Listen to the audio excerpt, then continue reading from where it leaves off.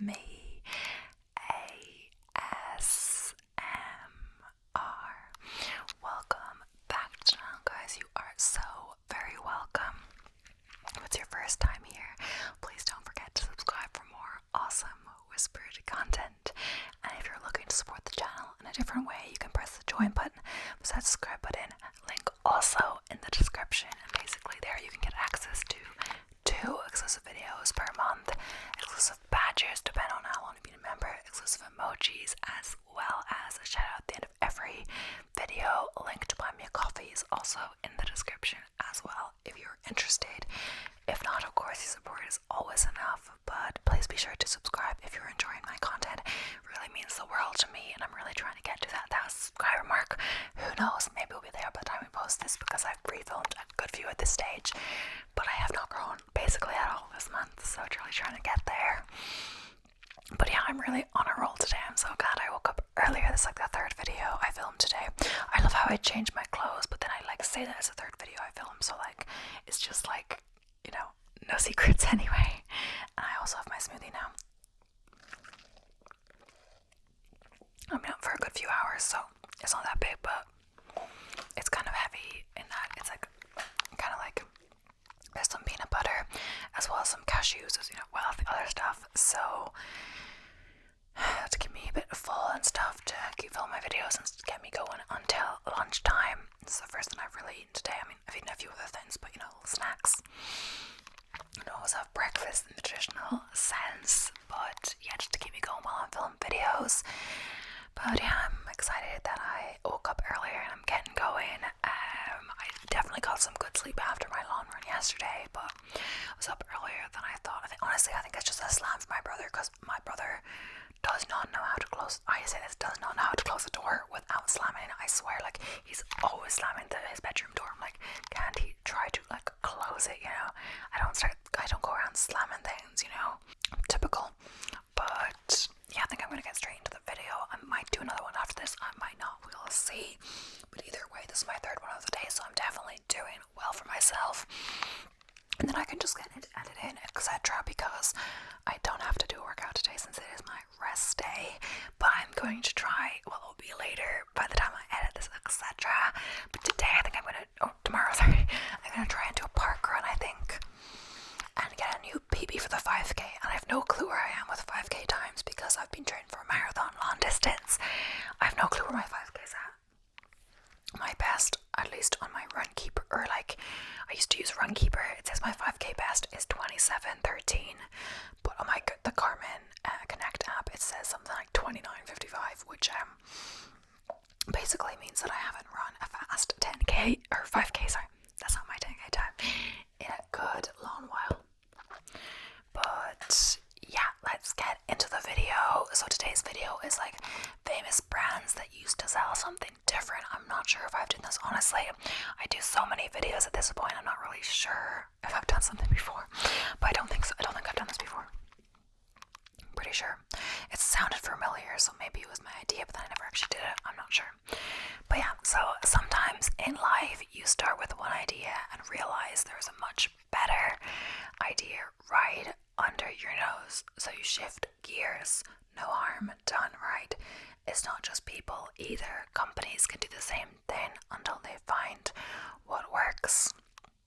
So Shell, which is like the gas company, or the gas station, or petrol station as we say in Ireland, Shell literally sold shells. So the BP in BP gas stands for British Petroleum.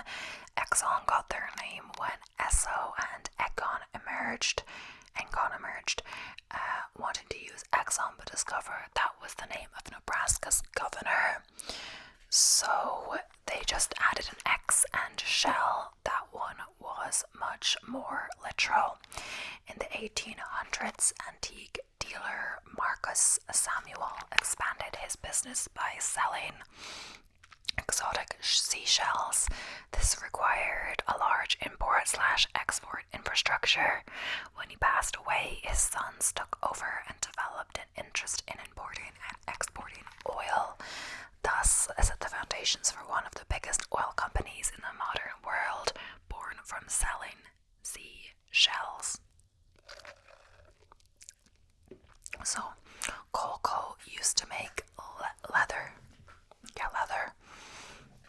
If you're a video game historian, you know that Colco was one of the early names in the market, alongside Atari with their home console ColecoVision in the early 1980s. The company may not exist anymore, but they were an important part of building what has become a multi-billion-dollar industry. This is ironic considering that Colco's origins were as the Connecticut Leather Company, where they got the CO and then LE and Co for the name from. The company originally made shoe leather and leather kits before getting into plastic molding and finally video games. So Textron makes military aircraft but used to make our yarn. So do you need a helicopter? How about the Bell V-280 Valor, which is going to replace the Sikorsky UH-60 Black Hawk? It's made by Bell Helicopters, a company which is owned by a company called Textron. They also produce other aircraft like Cessna planes, and as you've no doubt guessed, the company started all the way back in 1923 as a special yarns company which made, well, yarn. Lamborghini started out making tractors. I had no idea about that, actually. I don't have any idea about any of these, really. When it comes to sports cars, a few names will always come to mind for people. McLaren, Ferrari, Lamborghini. These are the super sleek, super fast, and super expensive cars. But not everyone has set out with that goal in mind. Italian manufacturer Lamborghini got started making farm equipment, specifically tractors.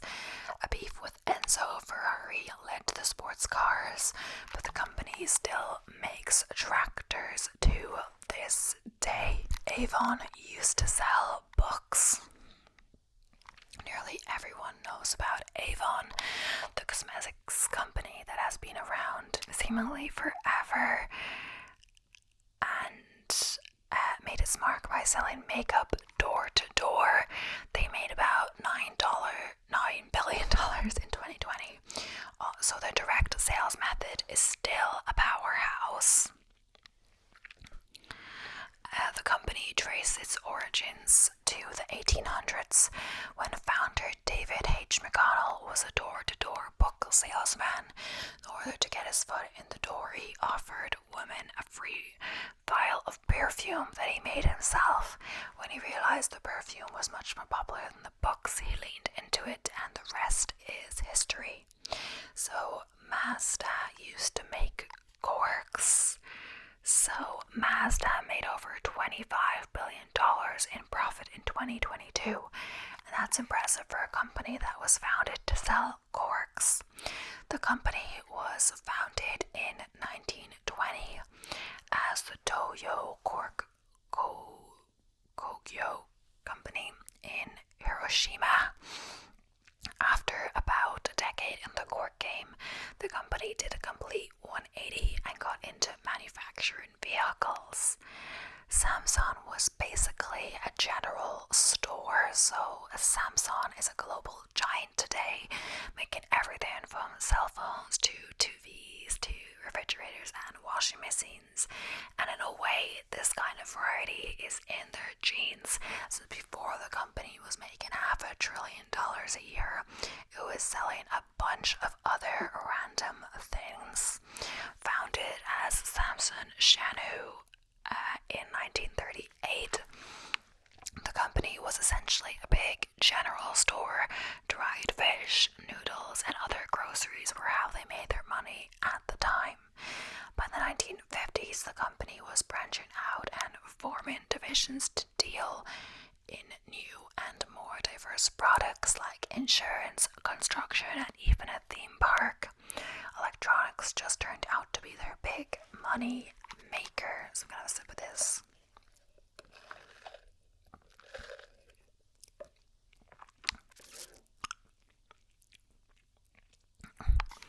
Wrigley sold soap and baking soda. Wrigley might be better known as the field where the Cubs played. The Cubs play baseball even more so than the chewing gum company, but the company actually bought the team in 1921 and named the field in 1927. All thanks to money from their chewing gum empire. Didn't start out that way, of course, and I think I was thinking of toothpaste for some reason. When William Wrigley's company began selling the same soap his father used to sell, Wrigley's Scouring Soap, he offered vendors added bonuses like baking powder if they bought the soap, and his sales began to grow. It was going so well, he started focusing more on the baking powder itself, a new and desirable product at the time. To help sell the powder, he added chewing gum as a bonus, and history repeated itself with the gum soon becoming even more popular. It's interesting how they offer as just like an incentive or something like that, and then they like the incentive more, and that becomes the company, like the books, the perfume, and the baking powder, and the chewing gum. I was thinking, Wrigley is also someone in a TV show that I watched once, the name, and it seems like it kind of stands out as a name. It's kind of original, I guess. I don't know, maybe it's not original, but I've never heard that much. Mountain Dew was originally a whiskey chaser, so I think it's because Mountain Dew is American soda. I'm not sure if that's why or not, but this is a good while ago. This is when me and my brother were like kids, or maybe 10 or something. Maybe I was even younger. I don't know, honestly. Or it was before we moved to France and before I became vegan, because that is obvious for what the story I'm about to say. But we used to, on our birthday, we'd sometimes get to go to a special restaurant and order what we wanted, like a main, a drink, a dessert, etc. Or like on the other person's birthday we go to as well. And my brother and I would always pick this kind of steakhouse, which as a vegan now is weird, but it wasn't the steak that we liked, or maybe my dad liked the steak, but what we liked was the desserts. They had really like yummy desserts with like ice cream and Oreos and all these things. So I don't know if we would get cake or not, but we would get dessert there, so maybe we didn't have cake, maybe the dessert was the cake, I don't know. And they would also sing happy birthday, but I didn't want them to sing happy birthday. Either way, the point of the story is that there was Mountain Dew at this. I never really saw Mountain Dew around the place, but there was Mountain Dew at this restaurant. I think it was kind of expensive anyway, but so Coke was about like $2.50, like a can of Coke, which seems like a lot for like a can of Coke. But Mountain Dew was €4.50 for one can at this restaurant. And obviously it's going to be more expensive drinking it than at a restaurant, but it was crazy. I think it's because it was American, and it's probably much more expensive for them to buy it. But on our birthday, we were allowed like a can of Mountain Dew or whatever, special occasion. Of course, my mom complained, but I think, if it's our birthday, we were allowed to. But yeah. So that's my experience with Mountain Dew. I still like it. Mountain Dew fills a niche in the modern soda market for a sort of citrus beverage like Sprite and 7-Up, but is a little more youth-focused and also more well-known for producing numerous variant of formulas, though it's made by PepsiCo, and that wasn't always the case when it first appeared. It wasn't a soft drink for gamers or a nice compliment to Taco Bell. It was meant to be a whiskey chaser. Moonshine back in the 1930s was harsh, and drinking it was something you had to really want to do. Brother Barney and Allie Hartman invented Mountain Dew as a chaser for moonshine so people could stand drinking it. Okay. Taco Bell was originally a hot dog stand. Speaking of Taco Bell, if you follow the company back far enough in the past, you'll discover Glenn Bell used to run Bell's Drive-In, a restaurant that sold hot dogs and burgers but not tacos back in 1948. But do you know who sold tacos? The Meltla Cafe, located directly across the street from Bell's Drive-In. Bell saw how popular tacos were, got friendly with the restaurant staff, so friendly he wormed his way into the kitchen and learned their recipes. In 1951, he had his own taco stand, and by 1962, the official Taco Bell had opened. So yeah, Play-Doh started as a wallpaper cleaner. Play-Doh is a weird product in that it's kind of like clay, but not really. The distinctive smell and the fun colors have been a part of the childhoods of millions of kids, and the company never planned any of that when it first began making the stuff. The company was a struggling soap manufacturer that was tasked with making wallpaper cleaner, a hot commodity at a time when coal soot was an issue inside people's homes. They produced the cleaner and all was well until gas furnaces began to replace coal and no one needed wallpaper cleaner anymore. The sister-in-law, one of the guys who ran the company, ran a daycare and had given some of the wallpaper cleaner to the kids to play with, and they loved it. She told her brother-in-law, who played the formula by adding color and a scent, and boom, Play-Doh was born.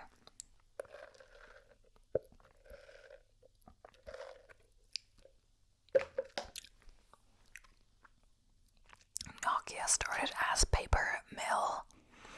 So you'll notice by now that a lot of popular electronic companies had some weird origins that were totally out of left field, and Nokia was no different.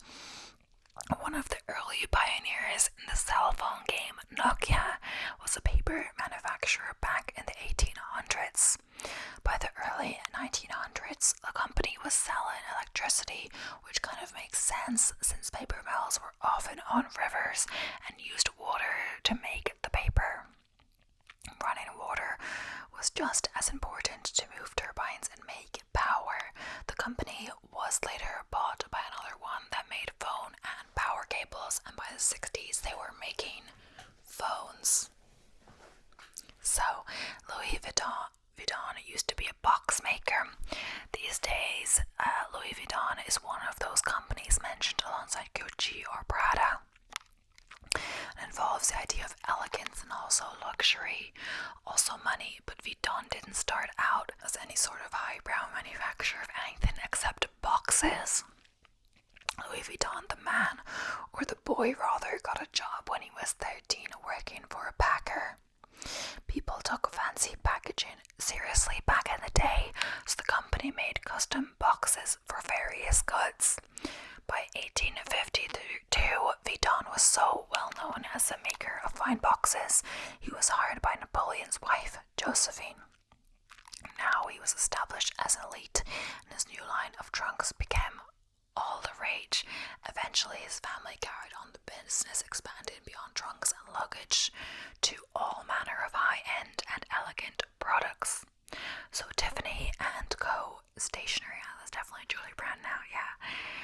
One of the most well-known names in jewelry today is Tiffany and Co. They chiefly known for diamond and silver jewelry, but they do sell a variety of other goods, including stationery. That might seem a little out of place, but that is actually the living history of the company.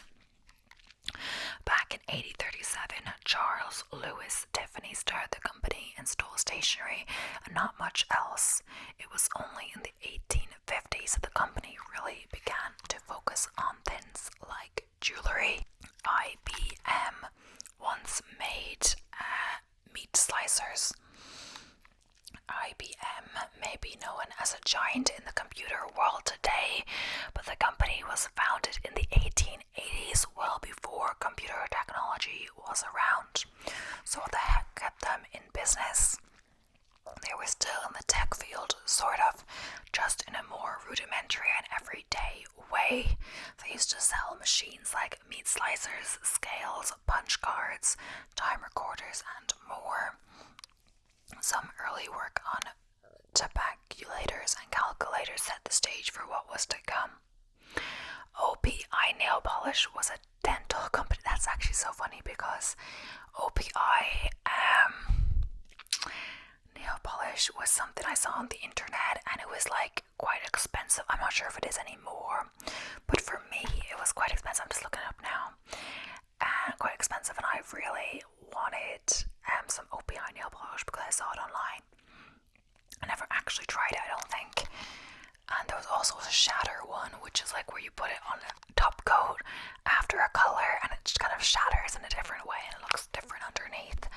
But I think I got a cheaper one of that, and yeah, I think I did see it in the end at like a drug, I'm not sure, like a pharmacy. I think it was at a pharmacy, but I think it was quite expensive at the pharmacy, etc. I'm not sure if that was after or not, but I never actually got the OPI. But I think it's because I just saw on the internet. It's probably more American thing. As usual, I saw things on the internet and wanted to try. Like, I used to see nutritional yeast on lots of recipes, and I really wanted to try. It wasn't meant to be cheesy. I really wanted to try, and we couldn't find it in any of the stores. So my mom actually ordered it online, and because she was ordering online, it was cheaper for shipping, etc. If she ordered like a lot at once. So I think she ordered like 12, and she got them shipped, and I didn't like it, and she was annoyed. And then we got through it, and you know, somewhere in between getting through it and not, I actually started to like it, and I'm actually addicted to the stuff now. And since then, I think I actually figured out where you get it. Where I used to live, it wasn't, I think you can get it, I used to live near the border, France, Germany, like in Strasbourg, so I think you could actually get it in Etiquette in Kale, and it's quite close, like it was like quite close to my house actually. Or maybe it was DM, even though it's like a kind of like a drugstore, or I'm not sure what we call it here, like a chemist, or like, you know, there's not a chemist, but like a beauty product store, like a Boots kind of vibe, but they actually do a lot of vegan-y stuff. Like they have really good chocolate in DM in Germany. But anyway, OPI nail polish was a dental company, so if you're not big on doing your nails, you may not be aware that OPI is one of the biggest names in the nail polish world. Founded in 1981 as Odontorium Products and Incorporated, they manufactured dental supplies including dentures. After realizing they could manufacture acrylic nails in much the same way, with the same material as dentures, they broke into the beauty market and soon transitioned to nail polish and lacquer, cornering a huge portion of the market. So 3M mined minerals for grinders. The name 3M gives a small clue to the actual origins of this company. The 3M stand for Minnesota Mining and Manufacturing, which is how the company began over 100 years ago. Back then, they weren't making Scotch tape or sticky notes or anything the company is known for today. Instead, they existed to mine for a mineral called chronodum, which was used in sandpaper and grinders. So NASCAR came out of bootlegging. NASCAR is huge these days and is well known for being one of the biggest stock car racing organizations in the world. What's surprising is that it didn't start that way, or at least not technically. The company that exists today grew out of the age or prohibition, and in particular the practice of bootlegging alcohol. I'm not exactly sure what that means. Oakley sold motorcycle grips, so while Oakley makes some popular sunglasses today, when Jim Jarnard started the company in 1976, he was more concerned with motorcycles. He used to make handlebars and grips for bikes with a material called unobtainium, which in reality is just their patented form of rubber. Eyewear became a secondary product they manufactured using the same materials, the arms and note pieces, and the product line was a hit. DuPont started out making gunpowder, so DuPont is one of the biggest chemical companies in history and developed everything from nylon to Kevlar to Freon. Also, any number of horrible chemicals like CFCs and other pollutants. But all of that started way back in the year 1802 when E.I. DuPont came to America to manufacture better gunpowder. That was the company's only product at first, and they supplied mass amounts to the Union's army during the Civil War. The Union Army during the Civil War. Sanrio used to sell silk, so Sanrio is the company behind Hello Kitty and the 1,000,001 products that have Hello Kitty on them. They seem pretty well established in this field today. That wasn't always the case. Long before any expressionless cat came into manufacture, they sold silk. Later this included rubber sandals, and the owners soon realized sandals with cute cartoons on them sold better. Sales grew and they sold a wide range of products featuring various colorful images until 1975, when a simple purse featuring a cartoon cat with the word hello under it exploded. Nintendo made playing cards over a century ago, so Nintendo has been a dominant force in gaming for decades. No one can deny the popularity of iconic characters like Mario and Luigi, but the company predates not just video games but even electricity in most homes. They started the business all the way back in 1889 in Kyoto as a playing card business, and I might have done that in a different video. Hasbro sold cloth scraps, so perhaps the most famous toy company in history. Hasbro is behind such huge lines as G.I. Joe, Transformers, board games like Monopoly, and Pokemon cards, among so many others. The company's roots stretch back to 1923, when a pair of brothers started the company to sell textile scraps. They made pencil box liners out of the scraps, and then pencil cases, and then pencils themselves. Because they were focused on products for kids, they also began to make toys. Mr. Potato Head soon followed, and the toy business took off like never before. Flickr started as a photo sharing chat room for an MMO. Flickr is a massive image hosting service today, but its origins were a little off the beaten path. It was born from a multiplayer game called Game Never Ending. In developing the game, the creators thought it would be cool to drop photos into chat, so they developed a platform to do that. They created a sort of mishmash photo host social network to accompany the game that eventually outlasted the idea of the game and gave rise to Flickr. Defense company Raytheon started in home appliances, so one of the most well-known defense contractors of the modern world. Raytheon makes missiles, drones, jet engines, cybersecurity systems, and all kinds of other cutting-edge technology that can be used in war and elsewhere. So how did they get here? Fridges. The company started in 1922 as the American Appliance Company, manufacturing not refrigerators as they planned, but tube sets for radios. Eventually, this led to radar and other military applications, and it grew from there. So that's the end of that article. I'm going to do a few more from a different one. I'm going to try to not get any repeats. That's going to be hard because the first list is all repeats, I guess. Colgate, we didn't do that. So the Hygienic Products Company got its start in 1806, but it didn't make its first toothpaste until 1873. Founder William Colgate initially manufactured soap, candles, and starch. Xerox, when Xerox got off the ground in 1906, it was a maker of photographic paper and photography equipment called the Hallowell Company. The company didn't introduce what we would think of as a copier until the Xerox 914 made its debut in 1959.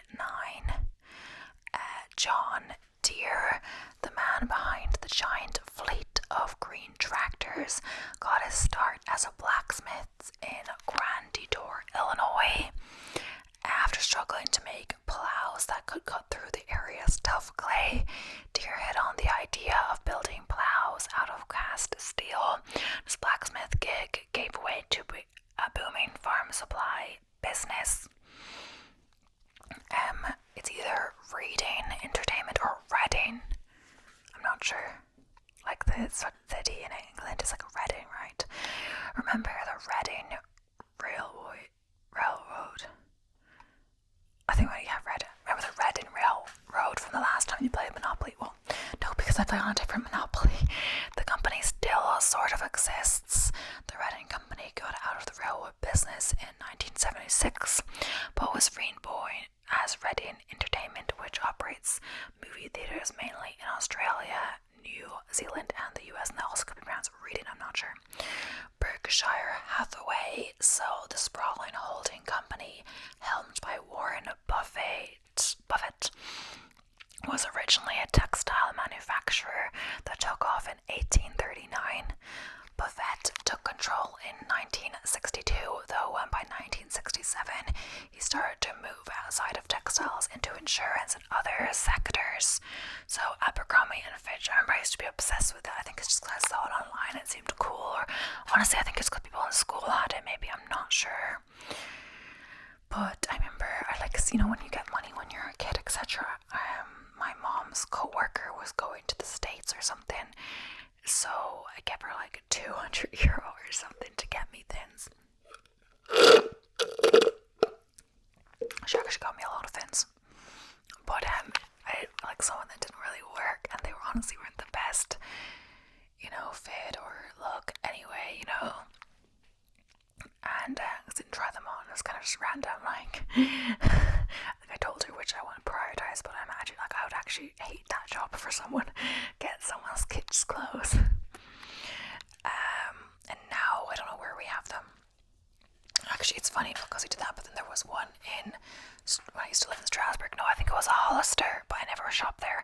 I looked at the sales, but I don't think I ever actually bought anything. I might have bought a perfume one time, but it wasn't even for me. It was for a birthday present for someone else because I knew they wore it or liked the smell or something. Or they complimented someone else on the smell, I'm not sure. Or we used to go there and do the samples, etc. So that's why I got them for the birthday. It wasn't a great present, but yeah.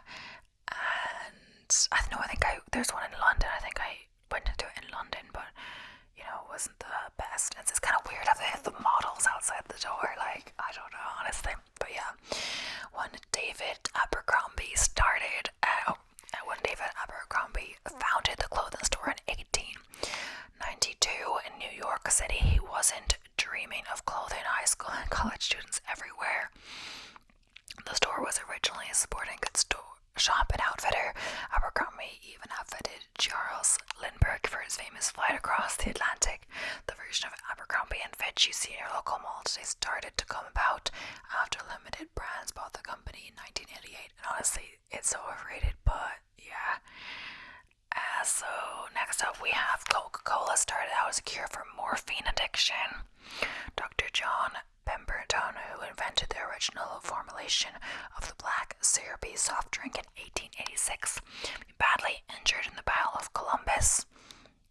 After this, he became hopelessly addicted to prescription morphine.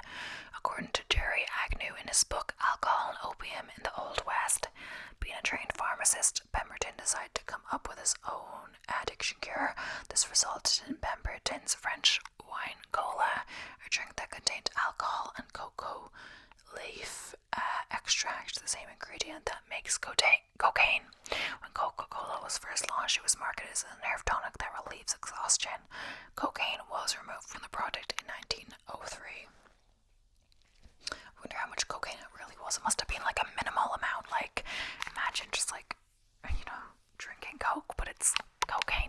Like, I guess kids weren't allowed to have it then, were they? Or I don't even know. Like, Listerine started out as an antiseptic. You might be alarmed, but maybe not that surprised to hear the blue stinning liquid you have been gargling every morning was originally marketed as a floor cleaner and a cure for gonorrhea, according to Freakonomics. Also used as a surgical antiseptic, the product did not become commercially successful until it rebranded as a cure for bad breath. Again, according to Freakonomics, the company's revenue rose from $115,000 to more than $8 million in the 7 years after the change of strategy. Bubble wrap was originally marketed as wallpaper. Marc Chavez and Alfred Fielding had been attempting to devise a new style of textured wallpaper when they came up with bubble wrap in 1957, according to Forbes. They created a true sealing together two shower curtains, which made the first layer of the bubbles. Unsuccessfully, the pair tried selling the product as wallpaper, and According to Seal Air Company legend, it was not until 1 launched the 1401 computer in 1959 that bubble wrap was first used for the purpose of keeping products safe in transit. The Slinky was meant to stabilize naval equipment on rough seas. So the Slinky is one of the most influential toys ever. According to Time, the mesmerizing metal springs were originally invented for a much more practical purpose, stabilizing devices on ships on choppy seas. It was not until the instrument stabilizer was accidentally knocked off a shelf and appeared to walk across a desk that its inventor Richard James conceived of it as a toy. According to Adweek, James once said, strictly speaking, I didn't invent the Slinky, he practically walked into my life. It's funny, I wrote the Slinky is like a fun thing, like up your stairs, putting the Slinky down the stairs. Endlessly entertaining as a kid. 7-Up was originally a mood-stabilizing drug. 7-Up started out with a much less catchy label, Bib label, lithuanated lemon lime soda. As the name implies, the lemon lime flavored drink contained lithium, a drug used in psychiatric treatment of people suffering from bipolar disorder. According to the New York Times, 7-Up contained lithium.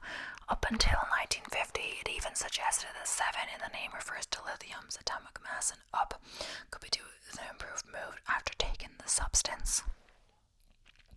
Hair restoration medicine Rogaine was intended as a blood pressure treatment.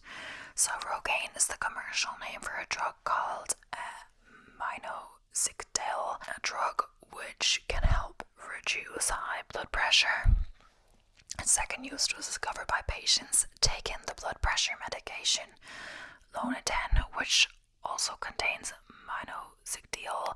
They noticed sudden increased hair growth on their scalp, but also in less desirable places like their back, arms, and legs, according to Hair Solution. So, history of the drug. Quickly realizing the commercial value of the side effects, Rogaine was made available as a hair loss solution in 1988. Frisbees were originally pie containers. William Russell Frisbee bought a bakery in Connecticut in the late 19th century, which he called a Frisbee Pie Company. After Frisbee's death, his company continued to flourish, and it 1956 reached a peak production of 80,000 pies per day. According to the World Flying Disc Association, pies and cookies made by the company came with a plate-shaped tin bearing the name Frisbee pies. Yale students discovered a second use for the tins and began to hurl them around the university campus. The flying disc approached its target, the thrower would shout Frisbee as a warning. The slightly different spelling Frisbee is now used for the toy. So firstly it was F-R-I-S-B-I-E, and now it's F-R-I-S-B-E-E. So last one, chainsaws were developed as a tool for cutting bones during operation. It doesn't sound fun. The earliest mention of the chainsaw comes from the Canadian Medical Association Journal, which reveals the original purpose of the chainsaw to cut bone in operation. According to the history of the chainsaw, the journal says orthopedics became a specialty with the help of a new instrument, the osteotome, invented around 1830 by the German Bernhard Hein. This illustration from a contemporary inventor of surgical tools shows clearly that this clever master of prosthetics had in fact invented the chainsaw. The links of the chain carried small cutting teeth with the edges set at an angle. The chain was moved around a guiding blade by turning the handle of the sprocket wheel. So yeah, that is all for today's video. I hope you enjoyed. It's interesting origins of things that we know now, but we don't know the original and how they come about, like how companies, come up with something and it's not selling well, but something else selling well, like giving a sample product or something to entice the sale actually becomes more popular, and it's by accident. So it's actually quite interesting how it works. But yeah, I hope you enjoyed, and thank you so much, and I'll be seeing you in the next one. Don't forget to subscribe